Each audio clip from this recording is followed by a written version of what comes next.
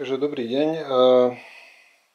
Chcel by som vám predstaviť aspoň v krátkosti monitor Sky 708 DVR, aspoň taký zbežný pohľad prvý užívateľa. Monitor som objednával z Hobbykingu.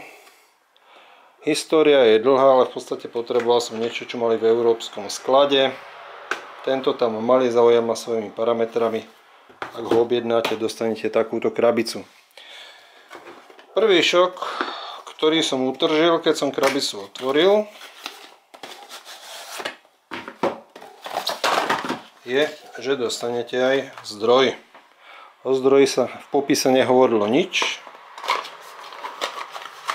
Takže zdroj síce dostanete, ale s americkou koncovkou. Čo môžete vyriešiť buď tak, že si zaobstaráte redukciu, ktorú za pár korún zoženiete. Ja som to vyriešil veľa prozaickejšie a síce zobral som zdroj, ktorý som kdesi mal už nepoužívaný. To, čo je dôležité, neviem, či je to vidieť na videu, konektor musí mať okolo mínus, v prostriedku plus. Takže ja som to vyriešil, pokiaľ sa vám tiež kdesi povaluje takýto náhradný zdroj ku switchu Netgear, tak som použil ten.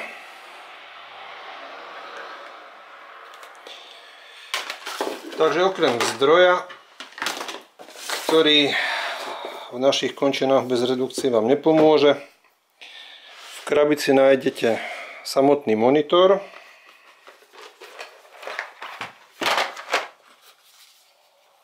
uložený v takejto penovej ochrannej podložke. No a po poschodí nižšie nájdeme zaujímavé príslušenstvo. Jednak sú to dve antény, ktoré, neviem, či je to vnútri vidno, asi to nevidno na tom videu, majú v prostriedku kolíček. Takže sú typu SMA male, na samotnom monitore SMA female. Neviem, či to zaostri, nezaostri. Toto má v prostriedku dutinku. Takže sú tam dve antény. Okrem toho je tam slnečná clona, ktorá sa takýmto spôsobom otvára a dá sa potom nacvaknúť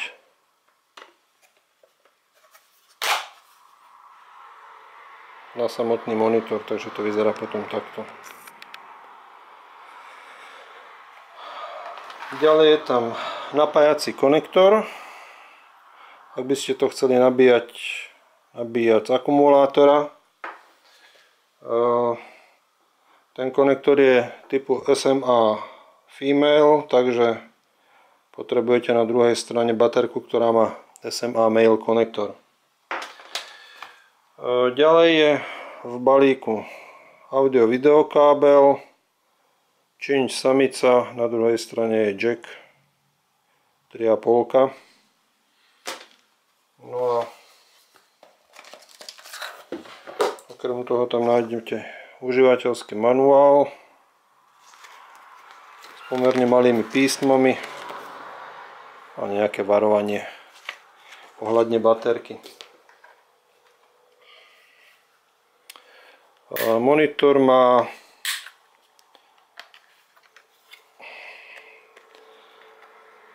akumulátor dvojčlánkový, lipolka je tam, lipolka 7,4 V, 2800 mAh.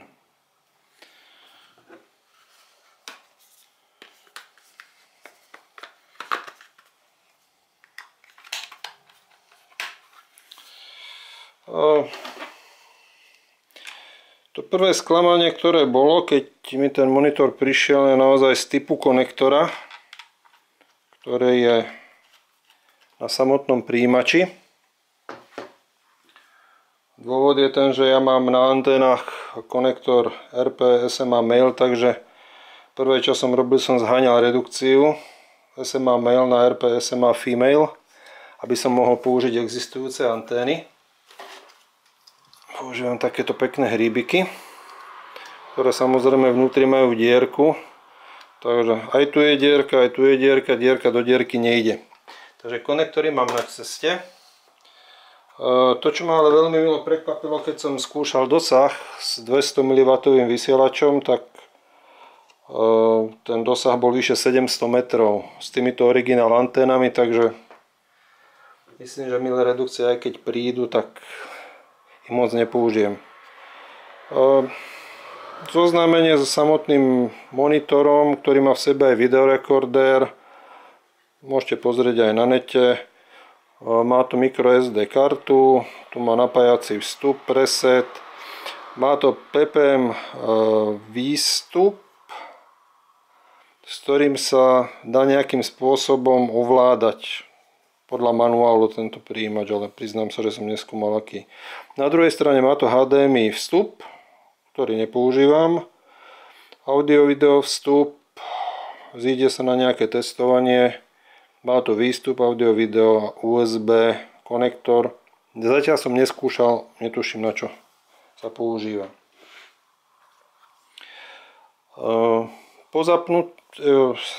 Ešte také pomerne paradoxné je, že monitor má v podstate dva sety tlačítok. Pričom tieto pravé sú nefunkčné, tie sú tam len na okrasu, takže používajú sa len tieto ľavé.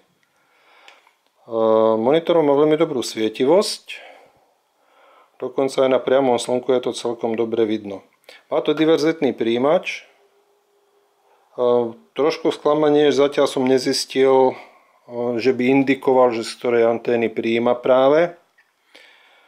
Nemá to autoscan, to znamená, musíte si manuálne nastaviť frekvenciu, ktorú chcete. Má to 40 kanálov. To samotné menu, ako môžete vidieť, je pomerne strohé. Moc sa tam toho nastaviť nedá. A na také základné veci to stačí. To, čo mi trošku chýba na tomto monitore, že to neumožňuje nastaviť, že po zapnutí by hneď začal nahrávať. Čo starší páni, ktorí zabúdajú, tak by sa nám to zišlo, no ale nie je. Ešte som zabudol zo spodu ukázať, má to klasický statív závid na statív. Takže asi toľko. Skúšať. Som ho zatiaľ skúšať asi dvakrát. Hovorím, dosah ma milo prekvapil s tými originál anténami. Nahráva to video 640 na 480. Čo som si tak prerátával, mám tam 4 GB kartu, na tú by to malo vydržať takú hodinu a 3/4 približne na tú kartu nahrávať. Priznám sa, že neviem, ako dlho vydrží baterka. Zatiaľ som to skúšal asi hodinu prevádzke, vyše hodiny kúsok tá baterka vydržala, na konci indikovala, že má polovičné napätie, takže pre moje potreby vyhovujúce. To, čo ma prekvapilo, keď som to nechal bežať tú hodinu asi, je, že po hodine, a keď som to zrátal, tak po hodine nahrávania on prestal nahrávať. Nahráva súbory v dĺžke 511 MB, to znamená nahráva jeden súbor, druhý a tak ďalej, pokračuje. Neviem, prečo po hodine prestal, možno to má nejaký bug firmware, lebo ja som to zapol, nechal som to bežať, nechal som to nahrávať. Takže podľa údajov by to malo mať 600 kandela svietivosť, hovorím, na priamom slniečku je to veľmi dobré, clona je praktická. Možno taká jedna zaujímavosť, ktorú som nechtiac objavil hneď si druhý deň, tým, že ten monitor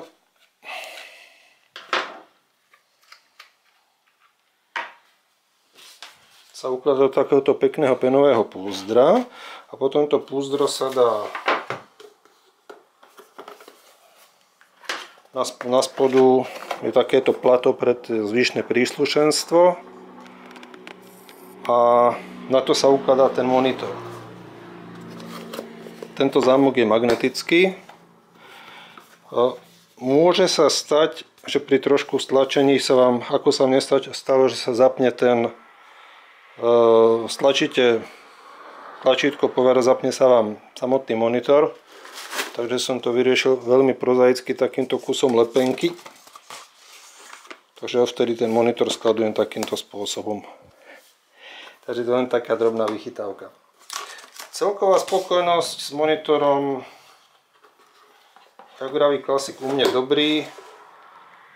Na slnku je vidno, nahrávať nahráva, škoda, že to neumožňuje automatické nahrávanie.